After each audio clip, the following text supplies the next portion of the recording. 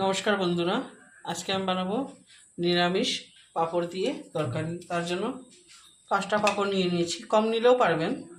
এরকম টুকরা করে রেখেছি। আর আলু এরকম করে কেটে রেখেছি। আর কড়াই দিকে বসিয়ে দিয়েছি গরম, তেলটা ভালো মতো গরম হয়ে যাক। আগে পাঁপড়গুলো ভেজে নেব। এই দেখুন তেলটা গরম হয়ে গেছে, পাঁপড়টা ভেজে নিই।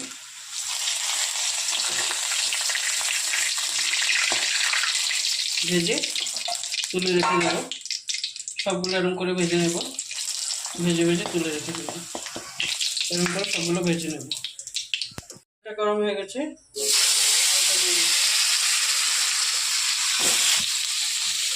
একটু নুন দিয়ে দিলাম।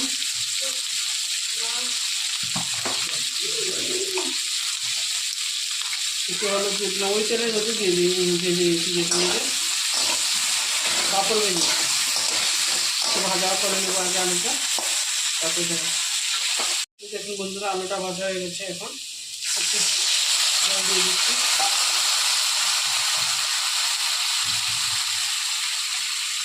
হাফ চামচ একটু বেশি নুন দিয়ে দিলাম। জিরা 1 চামচ দিয়ে দিচ্ছি। লঙ্কার গুঁড়ো 1 চামচ দিয়ে দিচ্ছি। হলুদের গুঁড়ো হাফ চামচের কম দিচ্ছি। ভালো মতো আলুটাকে কষিয়ে নেব মশলার সঙ্গে, তারপরে দেখাচ্ছি। কষিয়ে নেব।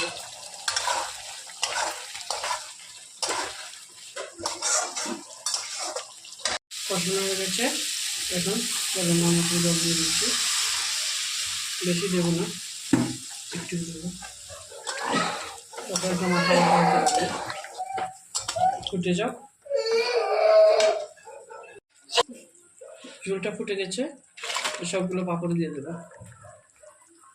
দিয়ে একটু ভেঙে দেবো, না জলটা আনতে পারবেন না। তারপরে একটু ফুটিয়ে নেব, তারপরে হয়ে যাবে। এই ধরুন তরকারিটা হয়ে গেছে। এখন একটু গরম মশলা দিতেও পারবেন, না দিলেও কিছু না। দিলে আর একটু সেন্টটা পারবে, ভালো লাগবে। না দিলেও কিছু হবে না। দিয়ে এখন নামিয়ে দেবো। যদি ভালো লাগে অবশ্যই বাড়িতে একবার ট্রাই করবেন, লাইক করবেন, শেয়ার করবেন, সাবস্ক্রাইব করবেন। Thank you.